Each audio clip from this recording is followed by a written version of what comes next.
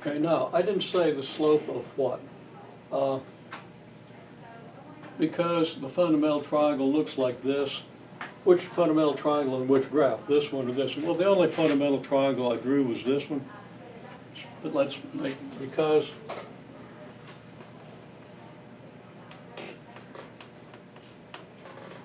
for y versus t we have this. Okay?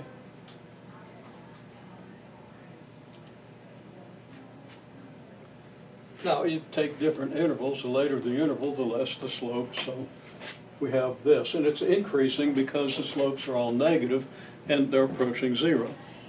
You need to deal with that idea.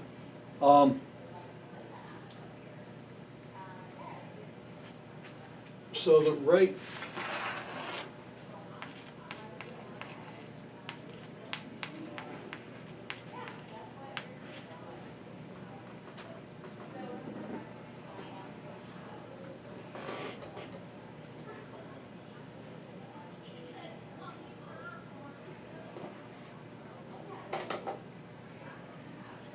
I'll just say the slope is the rate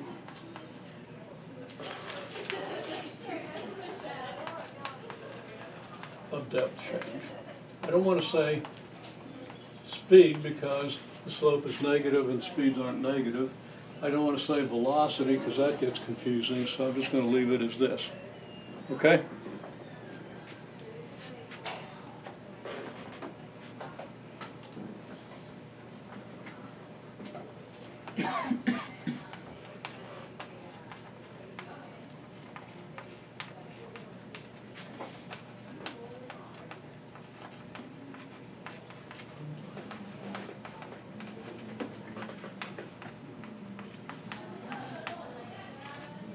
Slope becomes zero when depth stops changing, right?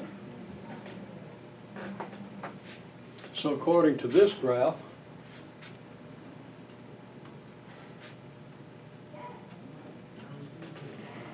find a good color here. It's important enough to use red.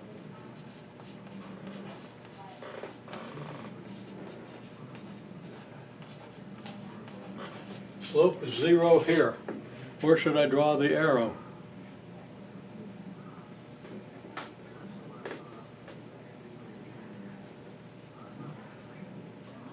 What's this a graph of? Slope versus midpoint. What's that mean? It means slope is measured on this axis and the midpoint of your fundamental triangle over here is measured on this axis, right? Does that make sense? Okay. So where on the graph of slope versus midpoint would the slope be zero? Vertex. Vertex. This graph doesn't have a vertex, it's a straight line. I'm talking about this graph, not this graph.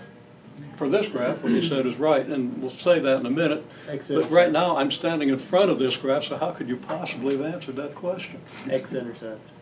You know, okay? So where? X-intercept. Yeah, except it's a t-intercept because it's time, right? But that's fine, I do it too. Okay, so it's going to be here, right? Everybody, you need to understand this. You need to be able to read graphs that well, and if you can, it's going to give you all kinds of advantages, okay?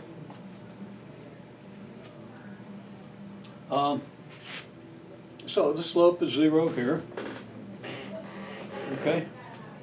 Now, on this graph, where does the slope reach zero? Well, when we talk about the slopes of this graph, we're talking about average slopes over triangles, or we're talking about slopes of tangent lines, right?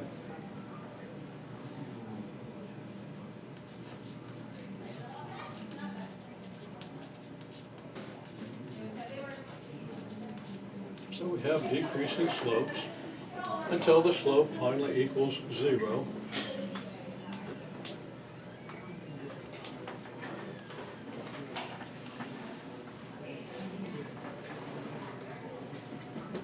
And that occurs for a parabola at the vertex.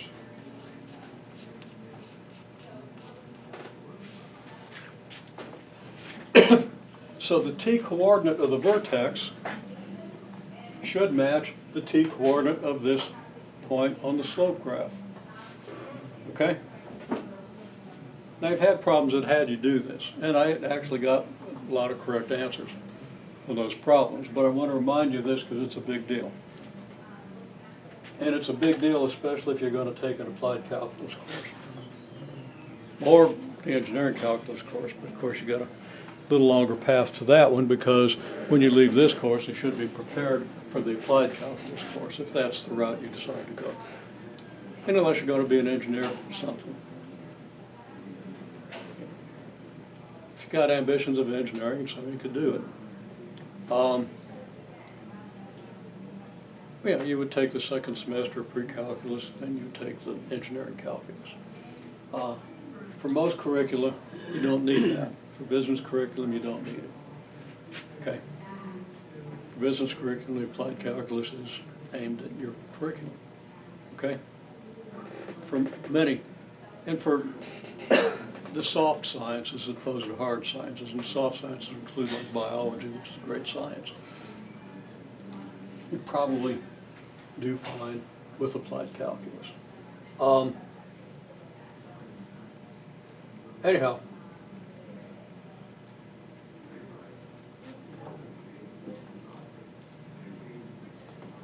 I'm just deciding if I have room to do what I want to do, and I don't. I'll just move this board over.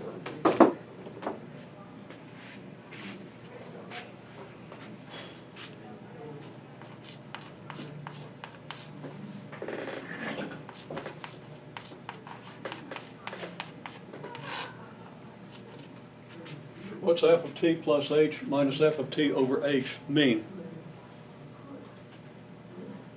Now you know that if you have a quadratic model in at squared plus bt plus c, and understand function notation, which can still be a challenge in some cases, but I think most of you are pretty good with it, so that you can plug t plus h in for t, and then you can just write down this expression for f of t. Then you can subtract the 2, divide by h, and many of you have done that successfully and correctly.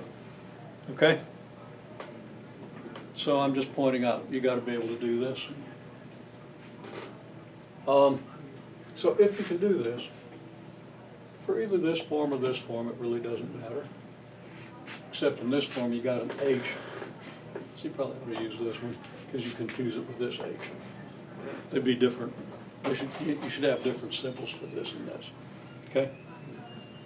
And since I'm digressing, a lot of times you would write this as f of t plus delta t minus f of t over delta t, because now you know what this really means. And you're changing time. In any case, you've got a graph. It could be any graph. Okay? And you've got a t, and I've drawn this picture before, we've talked about this. I'm just kind of reviewing because this is really kind of a big deal and one that's not all that easy. Okay? I'm not going to go into detail explaining this because by now you should understand it, and if not, you need to review. So if this is t, and this is your graph of f of t, then this is your f at this t, and the y value here is f at t plus h. So where do you see f of t plus h minus f of t on this graph?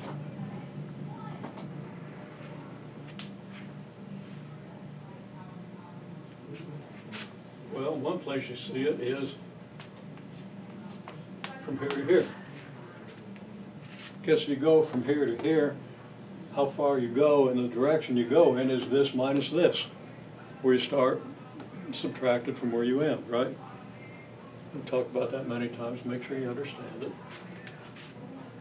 And delta t, or h in this case, well, you start at t and end up at t plus h. Where did you go? You went from t to t plus h, so to find out what you did, you subtract t from t plus h, right?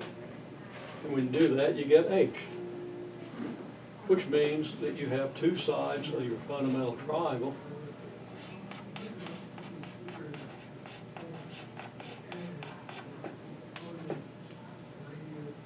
down this expression for the way I've labeled it here is the slope, and you know it's a slope because it's got a box around it, so I don't have room to write slope. I certainly don't have room to write f of t plus h minus f of t quantity divided by h, okay? But that's what it is, and that's what it means, okay? Then you take the limiting value of that as h approaches 0, and you get the slope of the tangent line at this point, which is the instantaneous rate at which this function is changing. Something you need to ponder and understand. And you need to be able to do the algebra of it, which many of you have done correctly, so I'm just telling you to review this. Okay? For a quadratic function, it's easy. For other functions, got to do a little algebra. So maybe I will just quickly do it for the square root function and the reciprocal function, because that reinforces some algebra that you need to know.